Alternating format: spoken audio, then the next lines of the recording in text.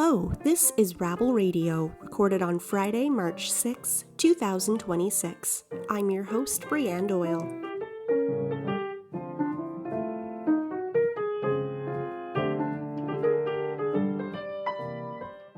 rabble.ca shares the news of the day through a progressive lens. If you're curious about what's happening in Canadian politics, labor, the environment, and beyond, you've come to the right place. This is news for the rest of us. Thanks for tuning in.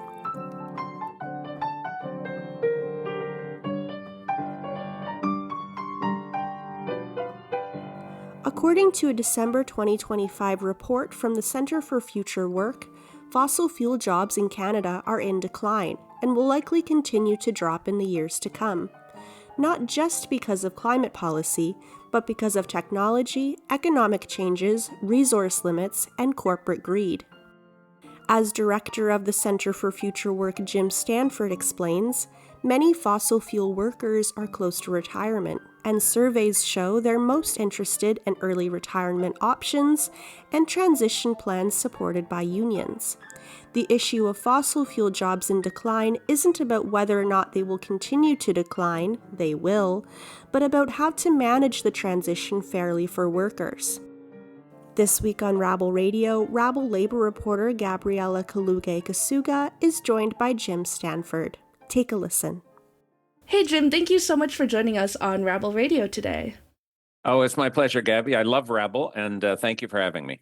Yeah, and just to get started, today we're going to be talking a bit about, the just transition and things like that. And a report recently came out last year. For our listeners who are maybe not familiar with that report, could you tell us a bit about it? Sure. We had a report from our Center for Future Work that looked at how employment is transitioning and how it is going to keep transitioning away from fossil fuel industries towards other sectors of the economy. How fast is it happening? What happens to the workers who shift out of fossil fuels? And what are the ways to kind of smooth that transition so it's more gradual, less disruptive, and fairer? So I would say that one of the key points of the report is that the transition is happening, and not so much because of climate policy. This is, in a way, kind of interesting.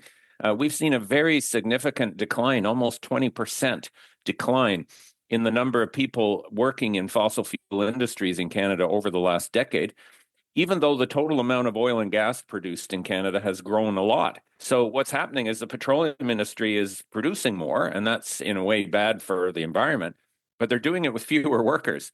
They've found ways, through automation or cost cutting or outsourcing to do that business with less human input. And so as a result, you've seen a significant decline in fossil fuel employment, about 40,000 jobs lost. And I think this is surprising for people, because they think transition means, some kind of well-meaning environmental policy, but that's not how it's happening. It's called corporate greed and the search for increased profits that's driving this transition. And unfortunately, for those 40,000 people, there was no support. There was no plan. There was no, help to find new skills or new jobs or relocate. They were just thrown out. So in a way, this is an example of how not to do a transition. And it's important for people to understand that this is happening. And it's not happening because of, well-meaning climate policy. It's happening because of the actions of corporations. Yeah, and you mentioned something interesting there. This is kind of how not to do a transition. So what would it be that you would kind of rather see? We're seeing these 40,000 jobs lost. How should this have been done instead? Yeah, and interestingly enough, Canada's got a lot of experience with how not to do transitions because we've always had a resource-based economy with booms and busts all over the place. So we've seen other examples of this, the collapse of the cod fishery in Newfoundland in the 1990s. The ongoing series of crises in the forestry sector in Western Canada. Even in industry, think about the downturn in manufacturing that happened in Canada, central Canada in particular, but it was felt across the country in the first decade of the 2000s. We lost hundreds of thousands of jobs from manufacturing. So there's nothing new about people having to change their industries. And in this regard, I think the weaponization of fears about job loss in the fossil fuel industry by the petroleum sector, which is using these fears to try and justify, government support for increased fossil fuel production, is quite artificial. I mean, Canada's always had a boom and bust economy, so there's nothing new about this. And in general, unfortunately, we just throw people out on the street. So the other thing that our report emphasized was that if we plan this, if we think ahead, if we do it gradually rather than suddenly, and if we provide workers and communities with options for how they can adjust to the eventual phase out of fossil fuels, which we know is going to happen, then we can do this without throwing large numbers of people out on the street. The interesting thing, Gabby, is if we plan this, we're supposed to get to a net zero economy by 2050. That's the goal that the government has accepted, and most countries around the world have also accepted. Then we've got some good time to plan. We've got a quarter century to plan this. And if you do it gradually over a quarter century, then you can absorb most of the transition through retirements. Most fossil fuel workers are going to retire in the next quarter century. In fact, fossil fuel workers on average are older than the average for the Canadian workforce. So planning in advance, encouraging people to retire, giving them support to retire early is a big part of a successful plan. Then on top of that, you can have other measures. If somebody's too young to retire but wants to or needs to move to another industry, then obviously you can give them support for some retraining. You can pay them while they're getting retrained. You can give them support for relocation. You can look at labor market planning measures that match workers with other jobs where their skills are quite relevant. And there's all kinds of potential for that for fossil fuel workers. Fossil fuel workers have got skills that are quite transferable in most cases to other industries. Think about well drillers, for example, and pipe fitters and all the things involved in drilling wells. Exact same skills used in geothermal. So there you go. Or think about all the engineers and technicians and computer technical staff who work in head offices for oil companies. Skills immediately transferable to other industries, and those people by and large live in cities. So in that regard, the transition process will be a lot easier than if you live in a small one industry town. So the report goes through all the different dimensions that can be part of a sort of comprehensive planned transition strategy. And compared to other transitions in Canada's history, this one's relatively small, and we know that it's going to happen. It's not like the cod fishery that's collapsed all of a sudden. And if we get our act together and start working on this and planning it and doing it gradually, we can absolutely do it. I say we could do it without a single involuntary layoff in the whole industry if we did it right. And compare that to what's happening right now, where 40,000 fossil fuel workers got thrown out on the street just because it suited the bottom line of their employers. So what is your response then to this kind of fear-mongering that we're hearing as well when the topic of just transition comes up? Yeah, well, the oil industry wants people to think that it's essential to Canada's economic future. And in this regard, it's important to get the facts straight. So in our report, we did an inventory of all the different jobs in the direct fossil fuel sector. So this includes extraction and production. It includes refining. It includes pipelines and transportation, distribution systems, coal mining, as well as oil and gas. And lo and behold, it's about 175,000 jobs in Canada that are directly involved in all of those tasks, which is just under 1% of the total workforce. So, 175,000 jobs is a lot of jobs. I'm not downplaying it. And if you have one of those jobs, it's a really important job. But it's under 1% of the workforce. And if you're looking at phasing out fossil fuels over the next quarter century, or at least most uses of fossil fuels in a net zero arrangement, shifting 1% of employment from one industry to all the other industries that are out there is hardly going to be visible in the statistics. That's how small and gradual it is. And this is contrary to the myths that are propagated by the well-financed advertising and lobbying campaigns that the oil industry takes on. Fossil fuel production is an important industry in Canada, but it's not what our bread and butter depend on. And the greatest irony, too, for those who are trying to play the affordability card, the fossil fuel sector has been the biggest single problem of affordability concerns over the last 5 years. particularly from the big run-up in oil prices that happened in 2022. That was the biggest single cause of all the inflation that we've been trying to grapple with since. So it's not, the industry is not the lifeblood of our economy, not remotely. And challenging that propaganda with actual facts and figures about where the jobs are and where they aren't, again, is not to diminish the importance of these jobs to the workers and their families and their communities that depend on it.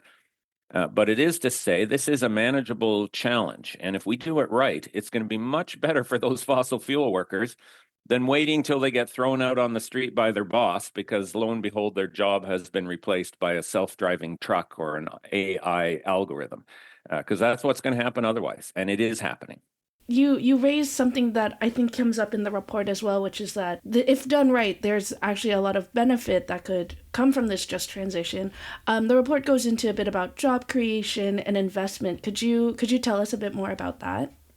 Well, obviously, we are going to phase out the use of fossil fuels for various reasons, environmental reasons, obviously, but also economic reasons, because the new advances in renewable energy systems and energy conservation are cheaper and more efficient, as well as being less polluting. So this is going to happen, regardless of the to and fro of climate policy and the politicized debates that go on around it. This is absolutely going to happen. So there's a natural, I think, tendency to sort of connect those two dots to say, okay, fossil fuel use is going to disappear gradually for the most part. We may have a few uses of fossil fuels still even in the net zero setting that are offset by other carbon capture strategies, or carbon reducing strategies, but most fossil fuel use is going to disappear. And at the same time, we're going to grow these big projects and investments in renewable energy creation and generation, transmission, and then all of the industries and technologies that use renewable energy, from electric vehicles to heat pumps at home to everything else. So yes, there will be hundreds of thousands of jobs created through the other side of the energy transition. In fact, there'll be more jobs created in that side of it than will be lost on the fossil fuel side, for the reason being that there's more labor required in most of those renewable energy systems and other related developments. Fossil fuel production, among other drawbacks, hardly creates any jobs. Every $1 million of GDP in the oil industry, for example, the upstream oil industry produces one half of a job for $1 million GDP because it's so capital intensive and there's so little labor that's required. Compare that to the economy as a whole, where every $1 million of GDP creates about 6 jobs. So shifting from fossil fuels to just about anything else is a net job creator. And that will include all of those renewable energy systems and investments. So yes, think about those jobs. But a key point of our report is it's in a way in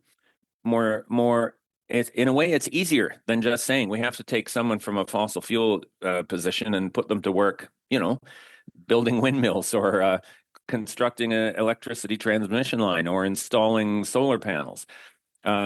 Because there's another 98% of the economy. If there's 1% of jobs in fossil fuels, as we showed, and then a little bit more than 1% of jobs in renewable energy systems, because they are going to create more jobs than exist in fossil fuels, which is great, but you've still got 98% of the rest of the economy where people could go and work and other industries that are growing, including industries that are adjacent to or very similar in skill requirements to fossil fuel production, including non-fossil mining and resource activities, transportation, construction. Of course, a lot of fossil fuel workers could move easily into construction, manufacturing, professional and technical services. These are all industries that can offer good jobs, as long as there's unions and good collective bargaining agreements and good labor standards, there'll be good jobs. And there'll be even more opportunities in those sectors than there will be in the renewable energy field. So, I'm a big believer in the great opportunities in renewable energy if we get with the program and make these investments in clean energy. But the transition process can be even bigger and more flexible and easier in the end if we give people the full portfolio of choices. If you're a fossil fuel worker and you're not going to be young and old enough to retire when your part of the industry phases out, Well, guess what? There's a million other areas out there, and if you had the proper support, including income support, training, relocation opportunities, etc., this will be doable. And there's lots of experience internationally, even in Canada, with how transitions like this, when they are supported, can be done without any unfair dislocation or hardship for groups of people. It sounds like a really nice possibility. So I'm curious, in the current climate, there's the issues with trade with the US that are causing job losses. There's cuts to the federal public service, all these things that are leading to the cuts of jobs. How can we ensure that there are jobs available, I guess, when people transition out of the fossil fuel industry? Well, we have seen, interestingly, how the oil industry has really seized on the threats posed by Donald Trump to double down on their lobbying and propaganda campaigns. That, well, yes, the only way for Canada to survive against Donald Trump is to build more pipelines and export more oil and LNG. So it's always an eye opener for me that no matter what happens in the world, in their eyes, it's a good excuse to produce more fossil fuels.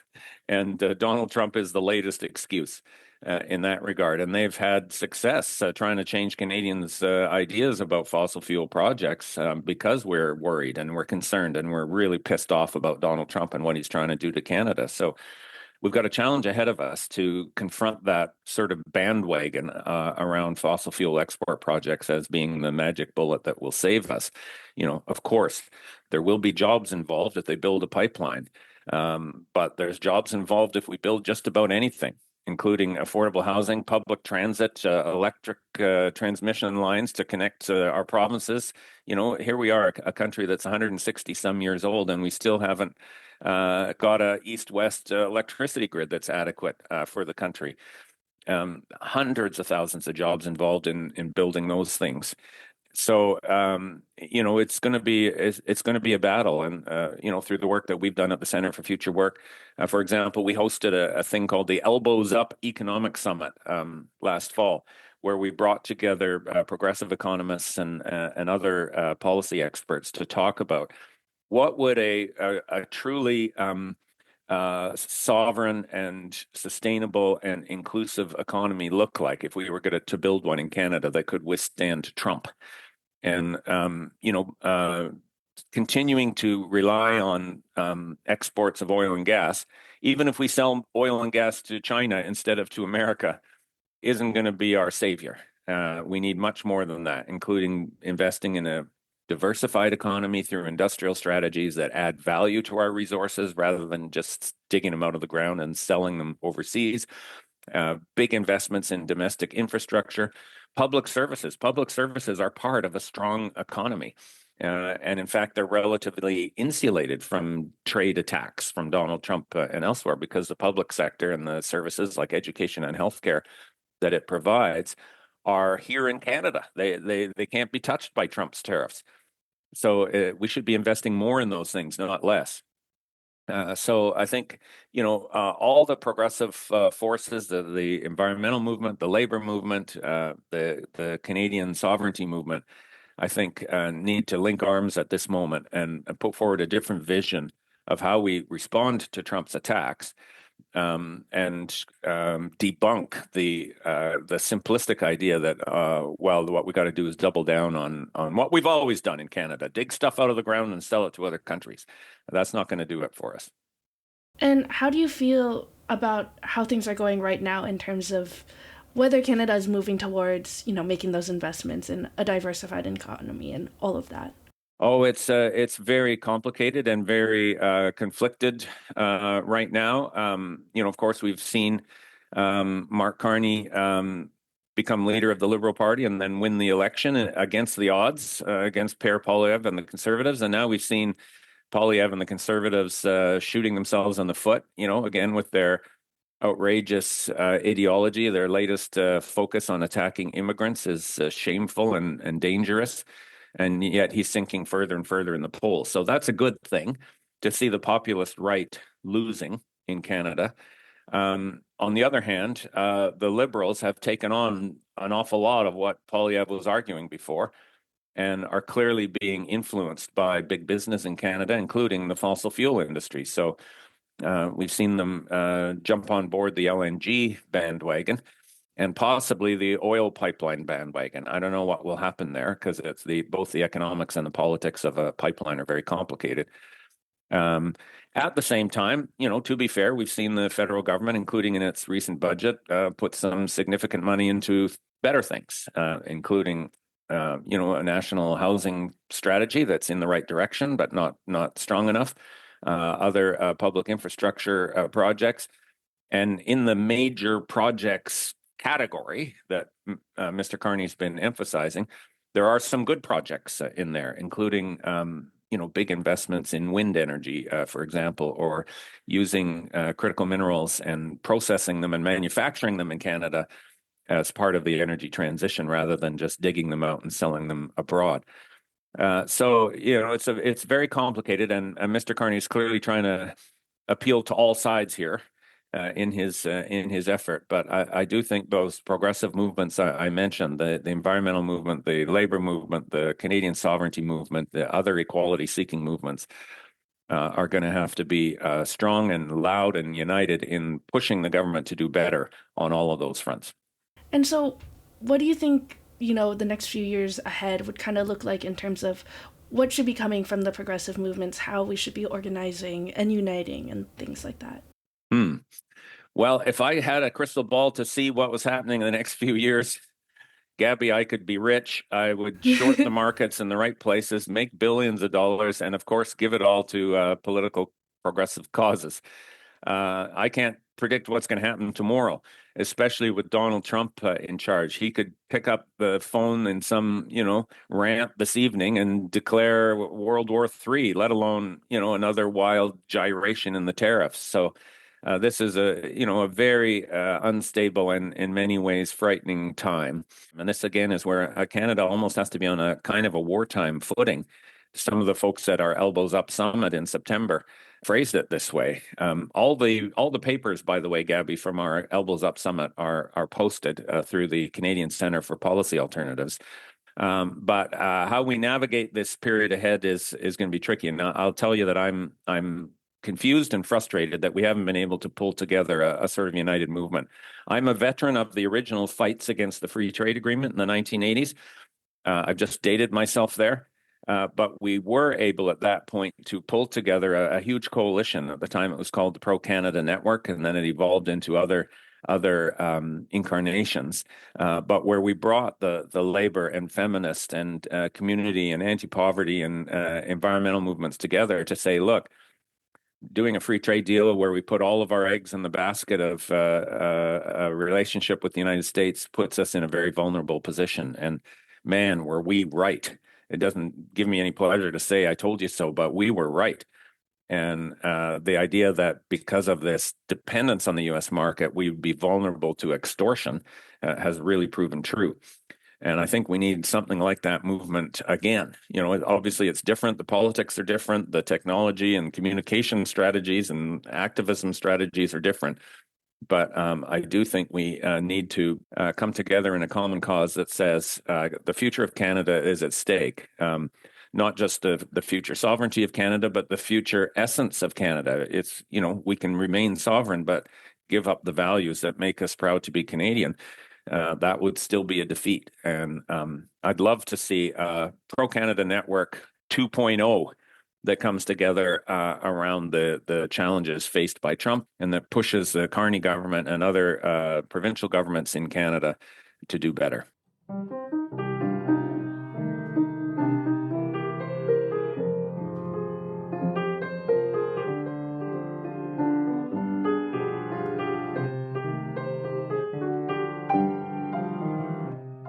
That was Rabble labor reporter Gabriela Kaluge-Kasuga and economist Jim Stanford. Thanks so much for that, Gabby and Jim. And now, this is our In Case You Missed It segment, where we review the top stories from this week on rabble.ca. Here to bring us up to speed is Rabble editor Nick Seabrook. Take it away, Nick. Thanks, Brianne. Starting this week with national news. Prime Minister Mark Carney and his government have sent mixed signals in response to the US and Israeli war against Iran. Carney initially stated his support for the attack on the Iranian regime, while later calling US actions inconsistent with international law. Carney changed tack again later in the week by not ruling out the possibility of Canadian participation in the actions against Iran. By comparison, NDP interim leader Don Davies condemned US and Israeli strikes against Iran, which has included the devastating bombing of an all-girls elementary school that killed nearly 200 people.